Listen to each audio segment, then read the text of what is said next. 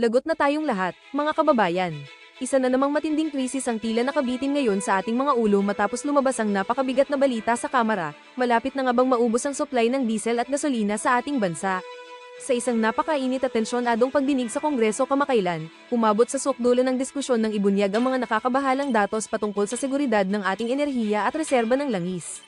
Ngunit ang mas nagpaapoy sa hearing na ito ay ang matinding sagupaan sa pagitan ni na Department of Energy Undersecretary Sharon Garin at ng walang takot na si Sagip Party List Representative Rodante Marcoleta.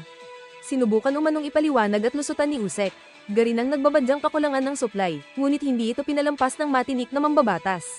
Sunod-sunod na mga teknikal na katanungan at solidong ebidensya ang ibinato ni Senador Marcoleta na literal na nagpabutata at nagpatahimik sa kampo ng DOE. Napahiya ng husto si Garin nang hindi niya masagot ng diretsahan ng mga punto ni Marcoleta na naglalantad sa kapabayaan at kawalan ng malinaw na contingency plan ng ahensya sakaling tuluyan tayong maubusan ng langis. Paano na ang mga Buy a Hero, ang mga nagde-deliver ng pagkain, at ang presyo ng mga bilihin kung mangyari ito? Ipinakita lamang ni Marcoleta na hindi pwedeng idaan sa bolahan ang buhay at kinabukasan ng mga Pilipino.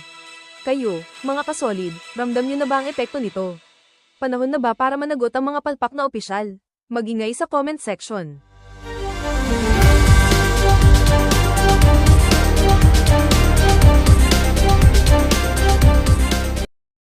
Po 120% ang itinaas. Ano po ang explanation? Mr. Chair, the upward push is because of the cost, the price of fuel, Mr. Chair, and because there's a increase in price of fuel, and then there's uncertainty in the infrastructure of the oil industry internationally. Yung logistics tumaas, tapos yung insurance tumaas na rin kasi natatakot na rin silang magpagamit ng vessel nila or crossing that traversing, no? So tumaas lahat. That's a component, all the logistics, insurance, mga lahat po, Mr. Chair. Did the government initiate an inquiry, for example, from the players, oil players, kung yung 120% is reasonable?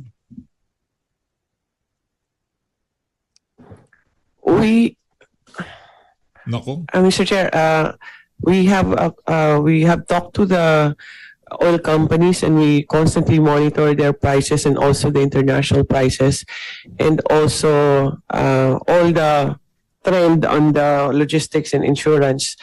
Tumataas talaga and it within range naman yung increase ng pump prices natin, Mr. Chair. Mr. Chair, ang ibig ko sabihin, nung sinabi po nila na talagang ganito ang itataas, 120%, did we take their statement as gospel truth right away?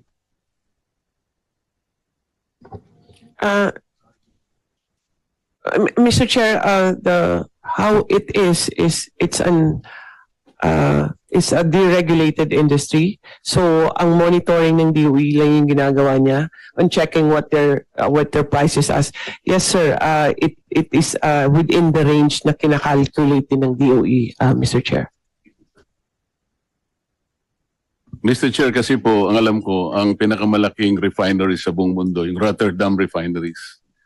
At meron po yan mga tangke na nakabalagbag sa Singapore. Marami po yan. Pati Petronas po, the second largest in the world, may mga tangke po siya sa Singapore. Nag-check po kasi ako, Mr. Chair. Halimbawa po, yung sa Rotterdam Refinery, kung halimbawa FOB price po, $570 per metric ton. Ang isang metric ton po is 1,180 liters. So kinuwento ko po yon, kasama na po yung itinatawag silang MAPS, yung means of Platts Singapore, which is $1.71. Yung 15 po, ito yung transport, ano? I-multiply natin ng 60 pesos, ito po yung peso to $1 at dinivide ko ng 1,180 para po makuha natin yung landed cost. Alam po niyo, it's only $29, 29 pesos 83 centavos. Kapag sinama po natin, kahit hindi natin alisin ang excise, VAT, may importation, distribution, storage, broker fees, SGS survey, 2% CME, ito po yung coconut methyl, at saka VAT differential, which is actually 15 pesos and 51 cents. 45 pesos lang po yun eh. So, ang sinasabi ko po, Mr. Chair, bakit hindi po tayo, kasi po narinig ko, sinasabi nyo kanina, nakipag-usap kayo sa South Korea, nakipag-usap kayo sa China, Yan. nakipag-usap kayo sa Japan. Bakit hindi po ang gawin ng PNOC, direkta po tayong pumunta, magitan ng vessel natin, magpakarga tayo sa Singapore. O hindi po dadaan yun ng Strait of Hormuz. Mr. Chair, yan po yung ginagawa ng PNOC. We are actually directly contacting possible suppliers in the US, South America, and North America. Lahat po, in-explore naman yan eh. But on average talaga na, ang gusto namin mag-diversify para hindi lang galing dito sa Middle East yung source natin. Ano? Pero ang isang issue din na why there's a limitation on the US source or on the other side, medyo 30-45 days kasi yung delivery. So may mga logistical pa. But based on what are the offers to us, kasi fina-farm out yun yung offer ng PNOC, ang mga presyo, Mr. Chair, abot ng mga $200 per barrel. Eh. Madabag sinasabi ko po, ay yung mga tangke na nandun sa Singapore. Dalawang malalaking refinery sa mundo, Rotterdam Refinery at saka yung Petronas ng Malaysia. Pareho po silang may tangke.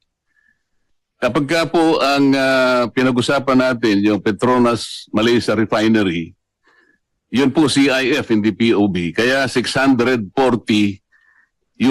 per metric ton. Alam po niyo yung kwenta ko ron, 32 pesos and 63 centavos. Isama natin po yung additional cost. Huwag na po nating ialisin ang excise, VAT, and so on and so forth.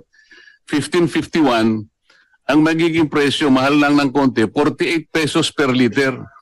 Bakit po sinasabi natin, kinakausap natin ang Amerika o sa Caribbean, kung ano man yung gusto nyo kausapin, South Korea, or ang sinasabi ko po, nasa Singapore po yung mga tangke. Pwede po natin i-dispatch ang diesel natin, diesel tank transaction lang po pinag-uusapan natin eh. Nakapagtanong po ako sa kaibigan sa mga industry sa Singapore, kaya ko po nakakuha itong ganitong mga data, kaya po tinatanong ko sa inyo, paano po nangyari? Ang sabi ng Pangulo 2 weeks ago, meron po tayong about 50 to 60 days. 2 weeks lang po nangyari. Meron po tayong stock. Bakit sumipa po ng 120%? Yun po yung tinatanong ko. Nag-react po lahat ang ating mga sektor. Agriculture, transport, lahat na po. Kaya nga po yung 230 billion na sinasabi ng ng DBM na gano'n na eh. Ang tinatanong ko lang po, bakit po tayo napunta sa 120% kagad?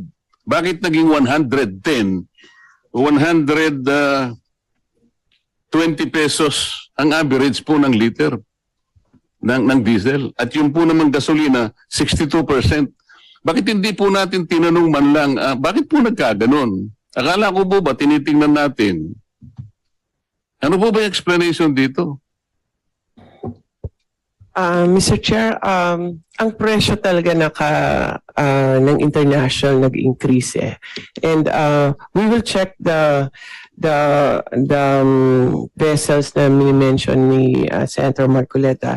But based on sa mga information na nakuha namin sa mga nag-o-offer sa PNOC and also from our oil companies, may malaking increase talaga both on diesel and gasoline at 101%. Tama ba to? Ang increase niya for the past 3 weeks, 101% and 182% for diesel. But we'll check for the other sources, Mr. Chair, kung baka iba yung arrangements nila, Mr. Chair. Sir, hindi ko po alam kung saan nila kinukuha yung gasolina. Baka ang pinag-uusapan po natin, ang gagaling ba lahat sa Persian Gulf? Hindi po yun ang usapan eh. Kahit na isara po yung Strait of Hormuz, ang pinag-uusapan is Persian Gulf. Sabi nga nila 20% ang apektado. Paano po yung Suez Canal? Bukas naman po yun. Pero wag na po natin pag-usapan yun. Ang sinasabi ko po ay yung mga tangke na nakapondo sa Singapore. Napakarami po niyan. Petronas Refinery at saka yung pong Rotterdam Refinery. Bakit wala mo pong makapag-explika sa DOE, bakit hindi po tayo doon dumiretso? Mr. Chair, ang Singapore kasi trading yan eh. And then those mga nakalutang lang ng mga barko dyan, yun po yung mga binibenta ng mga traders tsaka yung mga refineries po. So ganun po yung presyo pa rin na offer po sa amin ng mga traders. We've talked to several already international traders na dumadaan ng Singapore. And same pa rin yung presyo na binibigay sa amin. But we'll check, Mr. Chair. I am sorry, Mr. Chair, pero yung mga data nasa akin po eh. Kasi-check ko lang po kagabi. Sa totoo lang. Kagabi po ay 495 pa nga po eh. Per metric ton. Idagdag po natin ang shipping na $15. At saka yung 1.71. Ito nga po yung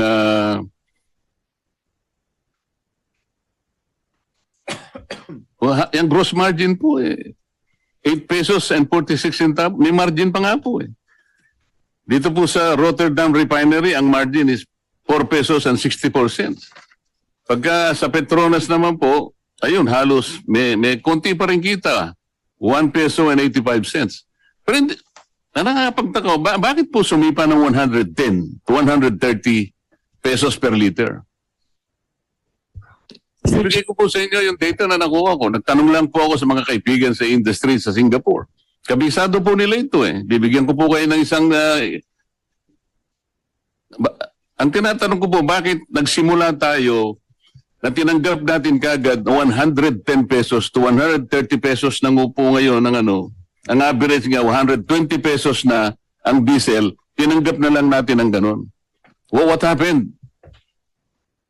Wala po bang halimbawa, Secretary Balisacan, wala po ba tayong kakilala halimbawa mga industries sa Singapore? Nandun po lahat yung kanilang mga tangke. Pwede po nating makita, kahit kayo po, tanong ninyo kung magkano ngayon. Nahawak ko po yung mga data eh. 29 pesos and 83 cents. Rotterdam Refinery tanks based in Singapore. Petronas, 32 pesos and 63 centavos. May kita pa po eh. Paano po nangyari biglang sumipa ng 110 from 55 pesos for example, naging 110. Kaya po nagkaroon po tayo ng crisis. Parang imagine po yung crisis. Ang tinatanong ko po sa DOE, meron po bang nagkaroon po ba tayo ng inquiry? Pinatawag po ba natin ang mga oil companies? Yes, Mr. Chair. Mr. Chair, we've been meeting with the oil company several times.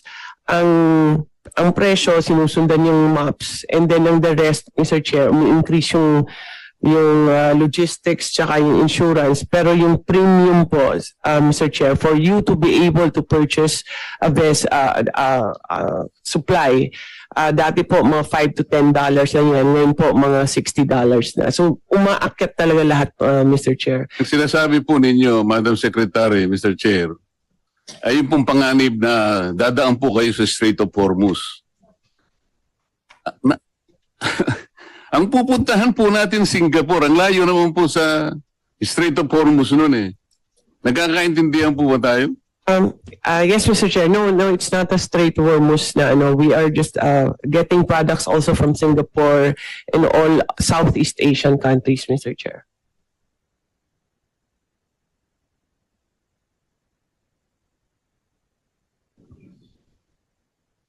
Mr. Chair, ang aking gustong i-discuss, at alam ko ito po ang naintindihan naman ng DOE. Ito po dahil sinasabi natin may crisis na, tank-to-vessel procedure na po ang pinag-uusapan natin. Yung ating pong, ang ating vessel, siya na po yung lalapit doon sa tangke sa Singapore. Hindi po ba nyo alam mga procedures? Nasa akin yung procedures, nakuha ko kung paano po natin mapapadali ito eh. Ayun po yung FOB price, $570 per metric tons. Rotterdam Refinery, tanks based in Singapore.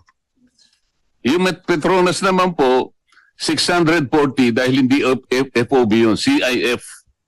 Eh, kukwentahin po natin lahat ang mga local add-on na kagaya po na sinasabi ninyo, 15 pesos, 51 centavos lang per liter yun. Kahit idagdag po ninyo yun, sa 55 pesos may kita pa po eh.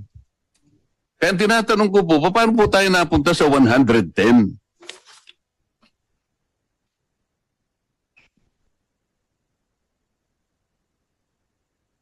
Mr. Chair, um, we will recheck the data and we'll if we can get the data from the good senator also. But ang lahat po ng orders, halos marami po ng orders, gumagaling talaga ng Singapore kasi yun isa sa mga pinakamalaking trading company. But in our computations, talagang ganun po yung presyo. Kasi kahit kunin mo doon, mahihirapan ka rin maghanap ng sarili mong vessel kasi nag-aagawan ngayon. And then the vessel is more expensive now. The premium of the insurance is really, really very expensive. And there's a premium for you to be able to buy, which is from $5 became $60. So lahat po na component nandiyan yan. Hindi po ganun kadali na papadala lang ng vessel because we don't have any vessels actually to send to them because it's very difficult now. Pero Mr. Chair, I'll direct our team that are doing the purchasing and check the Rotterdam supply in Singapore, Mr. Chair. Sir Chair, sino po ba yung nagsabing napakahirap pumanap ng vessel? Sino po nagsabi sa inyo? Sino nag-advise sa inyo? Napakahirap pumanap ng vessel para kumuha ng supply sa mga tangke sa Mr. Chair, marami kasi nagbebenta po sa PNOC na sa atin yung transport and that's the most difficult part that they've been trying to find, Mr. Chair. Yun po bang mga players natin, ganun din ang kanilang sinasabi sa inyo? I'm not talking about the PNOC. Sa atin po yun eh. Yes, Mr. Chair, they were the first ones actually that flagged this, Mr. Chair. Yung ating mga players, sinabi po nila na napakamahal po doon sa Singapore. Did you check? Did you check the FOB price in Singapore as we speak? Yes, Mr. Chair, we have been checking actually Singapore and all the other countries. Di nga po, nasa akin na po eh. FOB and CIF, both Petronas and Rotterdam refineries. Yes, Mr. Chair, we have checked also on that, Mr. Chair. So pareho po tayo ng presyo. No, Mr. Chair. Saan po nyo kinukuha yung presyo ninyo? Ito nga yung sinasabi ko, dapat po nagkaroon ng inquiry man lang. Kung halimbawa, sinabi ng mga players ganito, kaya ang tanong ko po, did we take those as gospel truth? Paano po natin sinek? Mr. Chair, this is based on also on the maps as we have prescribed how the computations will be and also, Mr. Chair, on the experience of PNOC. Secretary, ang maps po is only $1.71. Sinasabi ko na po ito eh. Kanina po yung presentation kanina, yung Dubai plots. Hindi po relevant yun because we are not getting something else sa Dubai. Ang sinasabi ko, Singapore lang. I'm trying to direct the conversation to Singapore. Nandun po yung mga tangke ng dalawang refineries. Pwede po ninyong check-in ngayon. Yung sinasabi, kung totoo yung sinasabi ko, hindi. Anyway, Mr. Chair, I don't want to belabor this. Alam ko, makukuha nyo naman. Mamaya, bibigay ko po yung data ko sa inyo para lang matapos tayo. Gusto ko lang po magtanong kay Secretary Kakdak. Secretary, tungkol po sa pinag-usapan natin, I think that was about 10 days ago, nung tumawag sa akin ng Secretary ng Bahrain, was the Ambassador at saka yung Labat, dahil nagkaroon po yata ng kung hindi, parang miscommunication, nung inyo pong interview sa DCMM yata, nasabi ninyo na ang ibinibigay do sa mga distress no OFWs do sa Bahrain is $200 po ang nasabi ninyo. Ngayon po, medyo nagkagulo po, pumunta sa embassy yung mga na-distress nating o displaced nating mga manggagawa, ang binibigay pala is only 20 dinars, katumbas lang ng about $50 to $53. Kaya nagkagulo po, sa akin po tumawag yung ambassador. Hindi ko po alam kung bakit niya nakuha yung number ko. Alas 10 ng gabi sa atin, alas 5 ng hapon sa kanila. Kaya mabuti naman, nakausap po kayo, nasa airport pala kayo noon, hindi nyo naman ako binalikan. Ano po bang nangyari doon? Naayos po ba yun? Kasi ang Opo. pagkakaalam ko, tinanggal pa yata yung labat. Nag-report lang, pero siya pang tinanggal. Totoo po ba yun? Yes, that same night po, Mr. Senator, nag-Zoom Philcom po kami at doon napaliwanag na una, talagang 20 BD yung binigay nung araw na yon at pangalawa, rinirepaso po yung rates at yun po yung sinasagawa namin ngayon. Babalikan po namin sila, Sen, kasi ang intention namin ay taasan, higitan pa sa 20 BD at yun po ang sinasagawa natin ngayon, babalikan natin sila. In the meantime, nagbukas na po yung ating repatriation effort out of Bahrain. Around 200 po ang naitawid sa Causeway at patuloy lang po yung repatriation effort natin Mr. Senator. Yun pong na-recall is yung administrative staff na nasangkot po sa isang viral video kung saan ay naging highly disrespectful po siya sa ilang OFW leaders who were outside the embassy premises. Kaya sa ngayon po, we are subjecting him to an investigation. He is back home. Senator Hindi po yung labor Marcoleta, attaché, Mr. your time is up, but you can have one or few more questions. Secretary, kasi kaya lang naman sila parang kinabahan dahil papunta lahat ang mga tao doon at yun ang gusto nilang mapigil dahil ang pagkakaalam nila, dahil yung sinabi po nyo sa DCMM yata o DCME, $200 per person at 1,200 na ang nabigyan nyo nung araw na yon. Kaya po, nakiusap sila na sana magkaroon kayo ng clarification. Wala silang matawagan sa opisina nyo. Bigla na lang ako po yung natawagan. Hindi ko nga alam paano lang ako yung number. Ayos po ba yun? Kasi ang alam nila 20 dinars lang pero $200 po kasi ang sinabi nyo. Kaya nagkagulo po sila. Yun po yung tinatanong nila. At hindi nyo naman ako binalikan kung naayos yun. Kasi parang nangangamba po sila sa araw na yun. Baka daw po guluhin sila ng mga Opo. distress workers. Sen, pasensya na po, hindi ko kayo nabalikan. But rest assured, right after your call, nagpa-convene po ako ng virtual Filipino community at ako'y humingi ng paumanhin at naipaliwanag ko po na nagkamali po ako nung sinabi kong 1,200 US dollars. Yung $200 para ho doon yun sa umuwi. So yung 200 for instance na tinawid sa Causeway, $200 po ang natanggap nun. Pero bagamat ganon, Sen, Mr. Senator, pinag-aaralan ho namin ang figures at ang direksyon po ng aming isasagawa is mas mataas sa 20 BD. Ibig sabihin, babalikan po namin yung mga nabigyan ng 20 BD para dagdag yung anumang level yung nakita naming sapat. At rest assured, Mr. Senator, naayos po natin on the same day in terms of pagpapaliwanag at paghingi ng paumanhin, naayos po natin sa mga Filipino community leaders on the same day na tumawag kayo. Pasensya na po, hindi ko lang na kayo nabalikan. Pero right after your call, I immediately asked the Labat to convene a virtual Filipino community meeting. Mga 8 p.m. Filipino time po yun nung nagkaroon kami ng virtual Salamat, meeting. Secretary. Isa na lang, boss, kung pwede. Pwede po. Yun po kasing sinabi nyo, Chairman, kanina, yung pagka ganitong namumuo ang krisis, kung talagang ang may krisis, Secretary Yusek Tubimpi, kung talaga nga, dapat talaga yung lahat ng agency merong isang contingency plan, comprehensive. Tama naman po yun. Di ba, Secretary Balisacan, dapat kayo po yung nanguna nun. Kasi kayo naman ang planning talaga eh. Yung centralized approach po, para sa ganun, hindi nangangapa ang bawat isa. Okay lang naman pong mag-report na bawat isang mga ahensya, mga secretaries natin. Pero mas maganda po kung halimbawa, bago sila mag-report, nagkaintindihan na sapagkat meron kayong well-functioning integrated and comprehensive approach. Kasi krisis na po ito eh. Mabuti na nga, kahit papaano nakita natin ang mga department secretaries na adept naman sila under the circumstances. Lalo na po yung aking kaibigan na Rex Gatchalian na medyo tumaba po ngayon. Hindi ko nga alam bakit tumaba ka naman ng ganyan. Paano ka pa makakapag-asawa pagka ganyan?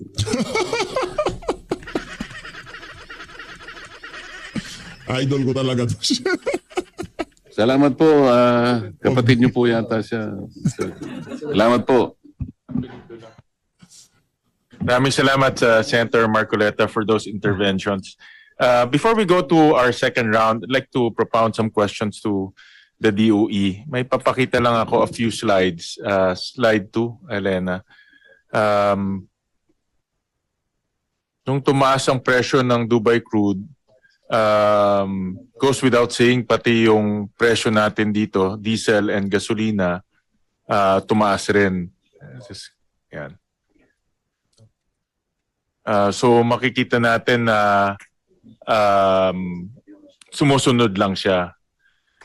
Next slide. Pero ang nakita rin namin din in the past, pati presyo ng feedstock para sa kuryente tulad ng natural gas or LNG and also coal tumataas rin. In fact, pag nakita natin from the start, ang presyo ng Dubai crude tumaas ng 122%. Ang LNG tumaas ng 123%. Ang coal is about 27%. So, walang duda, tataas rin yung presyo ng kuryente natin. And I want to ask ERC later itong phenomenon na ito. But ang first question ko kay DOE, na-present kanina na ang ating gasolina may 53 days, ang diesel may 46 days. Ang tanong ko, after 53 days, 46 days, meron na bang firm supplier na magsusupply nitong continuing supply ng refined petroleum? Dahil in a good day, hindi natin pinapansin to. Kahit na nga 15 days, okay lang sa atin dahil alam natin dadating at dadating yung shipment. Pero ngayon, with the problem in the Middle East, meron na bang na-secure ang mga oil companies or government to supply more the succeeding days after 53 days and the succeeding days after 46 days for diesel? Itong dalawang products muna. Mr. Chair, first of all, on the fuel and on petroleum products, the ordering normally is about twice a month. So April is good. The companies have reported na walang nag-confirm ang mga suppliers nila and hindi po na cancel. I think let's put this in number of days. Itong 53 days, after 53 days, may confirmed orders naman for how many more days or Yes, sir. how many more months? Meron tayong, yun nga, sir, meron tayong mga contracted na mga incoming. Ilang days to? Kasi nangyayari parang hand to mouth tayo ngayon Yes, eh. that's no? what we are Which we right don't now. want. That's why kailangan natin ng contingency. That is if this war goes on, that's what's going to happen, Mr. Chair. The orders cannot be too big kasi wala tayong capacity for storage and also the financing of the oil companies. A 5-day supply of the whole country, if we want the government to supply that, that's about 10 to 12 billion pesos. Kaya hindi talaga. Yeah, but So we're not we asking them to buy it. We're asking them lang to secure the orders. Yeah, diba? yes, sir. That's what we're working together with them para yung mga future is secure siya kasi marami silang may mga long-term contracts, usual suppliers nila for over the years, and that's what we're working with. Meron pong mga nagko-confirm na ng mga companies. I think it will add about 11 days pa sabi mo? 11. Merong mga contracted na after na will supply after the 50 after the April supply. So meron po and what we're waiting for is we're working on now for the May na naman na supply, Mr. Chair. But this is slowly trickling in pa rin eh. Pero So in I other cannot words, confirm na yung 53 days plus 11 days pa. mga ganun lang, Mr. Chair. So 64 days. So 2 months. We're good for 2 months. Sa diesel, ganun rin. Tama ba? A little shorter, Mr. Chair. Siguro mga plus 8 lang siya. So, Plus 8 days. 45 plus 8. So 54 days ang diesel. Yes, Mr. Chair. After that, We have to work again for the next batch. We keep on working na. Kaya walang tigil po yung trabaho nito. and Patuloy-tuloy. but that's uncertainty. Yes, Mr. Chair. And in an event that assuming na talagang sinara yung Strait of Hormuz, no? Yes, Lumala pa yung sitwasyon sa Middle East. What is now the contingency? Because we cannot have a scenario wherein Yes, sir. walang papasok na langis. Magkakaroon tayo, sabi nga ni Senator Risa kanina, mas malalim yung problema natin. So what's the contingency? Exactly, Mr. Chair. The worst case is we